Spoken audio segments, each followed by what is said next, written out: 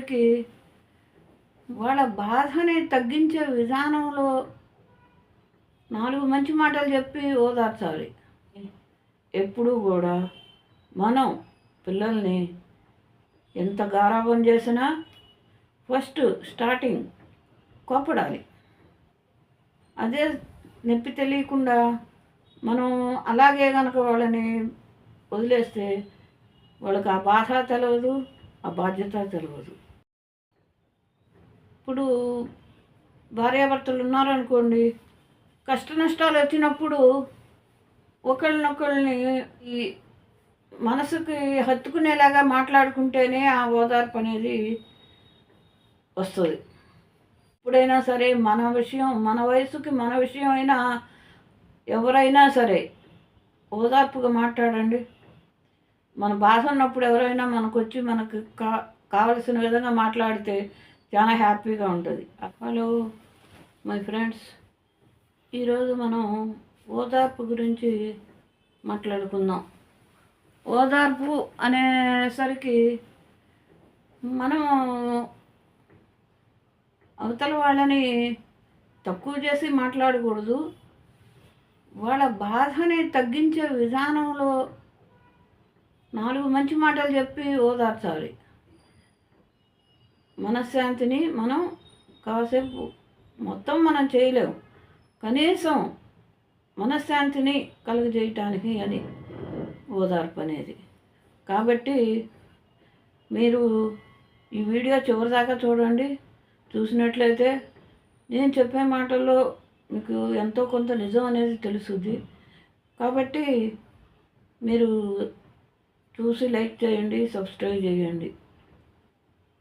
అది ఓదార్పు. ఓదార్పు అంటే ఎవరినైనా ఓదార్చవచ్చు.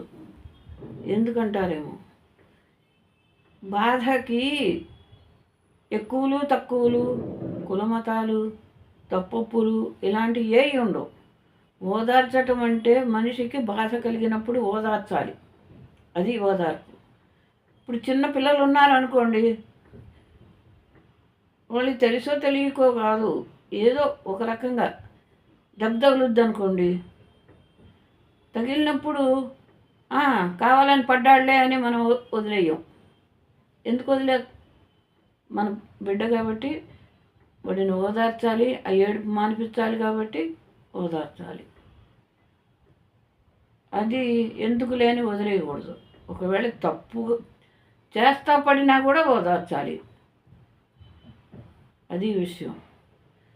అదేవిధంగా ప్రతి వాళ్ళు ఏదో ఒక తప్పు చేస్తారు. ఆ తప్పు తెలుసుకొని బాధపడతారు, కాదనను. కానీ అది చెయ్యి దాటిపోయినాక మనం ఏమీ చేయలేము. ఆ చెయ్యి దాటిపోయిందని ఇక ప్రతిరోజు దాని గురించి ఆలోచించుకుంటా, పోయిన దాని గురించి బాధపడుకుంటూ ఉంటే నన్ను ఎవరు ఓదార్చే వాళ్ళు ఉండరు. ఏదో నీకు ఇబ్బంది వచ్చింది అన్న రోజున ఎవరైనా పక్కాళ్ళు, తెలిసిన వాళ్ళు, ఫ్రెండ్స్ ఎవరో ఒకళ్ళు పోనీలే పొరపాటు అయిపోయింది, జరిగిపోయింది కదా, ఊరుకోండి అని ఓదారుస్తారు. అలా ఉండాలి. అంతేగాని 320 రోజులు పోయిన దాని గురించి ఆలోచించకూడదు. ధైర్యంగా ఉండాలి.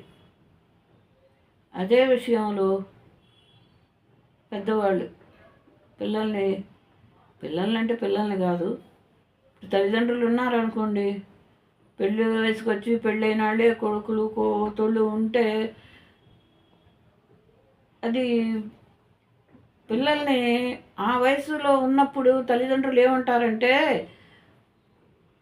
ఓదార్చటం కాదు, కోపడతారు. ఎందుకు కోపడతారు? ఇప్పుడు ఈ విషయంలో మనం పిల్లల్ని ఓదారిస్తే ఇంకోసారి కూడా ఇలాంటి పొరపాటే జరుగుద్దేమో అనే ఆలోచనతో కోపడతారు. అది మనం ఓదార్చేసరికి ఏమవుతుందంటే వాళ్ళకి బాధ తెలవదు. ఎప్పుడైతే ముందు కోపడతారు, కోపడినాక తర్వాత మళ్ళీ కాసేపటికి ఓదారుస్తారు. ఎప్పుడైనా పెద్దవాళ్ళకి తెలిసిన విషయాలు చిన్నవాళ్ళకి అర్థం కావు. ముందు కోపడ్డారనే అనుకుంటారు. కోప్పడకుండా వాళ్ళు సముదాయించేటైతే వాళ్ళకి బాధ తెలవదు. కష్టం అనేది తెలవాలి. ఒక తప్పు జరిగిపోయింది, ఆ తప్పు మళ్ళీ జరగకుండా ఉండేలాగా చూడాలి. కాబట్టి వాళ్ళని ఫస్ట్ కోప్పడాలి. కోప్పడినాక అప్పుడు మీరు బతిమలాడండి ఎంతసేపు అయినా. అది అది ఎప్పుడైతే మనం పిల్లలకి కష్టం అనేది తెలియనిస్తామో, ఆ తెలియనిచ్చినప్పుడు ఆ కష్టం వాళ్ళకి అర్థమవుతుంది. అది అందుకని ఎప్పుడూ కూడా మనం పిల్లల్ని ఎంత గారాబం చేసినా ఫస్ట్ స్టార్టింగ్ కోపడాలి. కోపడితే అప్పుడు వాళ్ళకి నొప్పి తగులుద్ది. అదే నొప్పి తెలియకుండా మనం అలాగే కనుక వాళ్ళని వదిలేస్తే వాళ్ళకి ఆ బాధ తెలియదు, ఆ బాధ్యత తెలియదు. ఈ విషయాన్ని ప్రతి ఒక్కళ్ళు ఆలోచించండి. ఇంకా వీళ్ళు అయిపోయారు, ఈ వయసు ఇంతవరకు అయిపోయింది. ఇప్పుడు భార్యాభర్తలు ఉన్నారనుకోండి, వాళ్ళు కష్టం సుఖం పాలు పంచుకుంటారు. అది మామూలుగా రొటీన్గా జరిగిపోతుంది. ఇది కష్ట నష్టాలు వచ్చినప్పుడు ఒకళ్ళనొకళ్ళని ఓదార్పు అనేది కొంచెం, ఎందుకంటే అది మనసుకి హత్తుకునేలాగా మాట్లాడుకుంటేనే ఆ ఓదార్పు అనేది వస్తుంది. ఈ ఓదార్పు ఇంకా పెద్దవాళ్ళు ఉన్నారు చూడండి, వాళ్ళని మన మనసుకి వాళ్ళని తగినట్టుగా, వాళ్ళ మనసుకి మనం మాట్లాడేది నచ్చేట్టుగా కూడా చేసుకోవాలి. అప్పుడు వాళ్ళకి మనసు ప్రశాంతంగా ఉంటుంది. ఎందుకంటారేమో, మనం ఎప్పుడైనా సరే మన విషయం, మన వయసుకి మన విషయం అయినా ఎవరైనా సరే ఓదార్పుగా మాట్లాడండి. మన బాధ ఉన్నప్పుడు ఎవరైనా మనకు వచ్చి మనకు కావలసిన విధంగా మాట్లాడితే చాలా హ్యాపీగా ఉంటుంది. అలాగే పెద్దవాళ్ళకి కూడా వాళ్ళకి మనశ్శాంతిగా ఉండేలాగా ఓదార్పుగా మనం కూడా 4 మాటలు చెప్పి వాళ్ళ బాధల్ని తీసేస్తే వాళ్ళు ప్రశాంతంగా ఉండగలుగుతారు.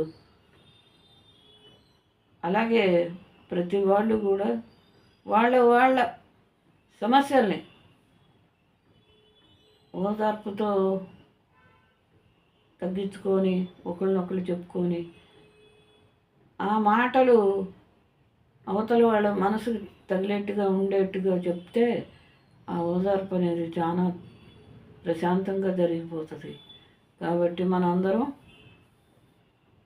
అదే విషయంపై మనం మాట్లాడుకున్నాం కాబట్టి మనం అవతల వాళ్ళకి మాట్లాడే మాట ఓదార్పుగా ఉండేలాగా చూసుకుంటే చాలా మంచిది. ఈ వీడియో మీకు నచ్చినట్టయితే లైక్ చేయండి, సబ్స్క్రైబ్ చేయండి. ఓకే.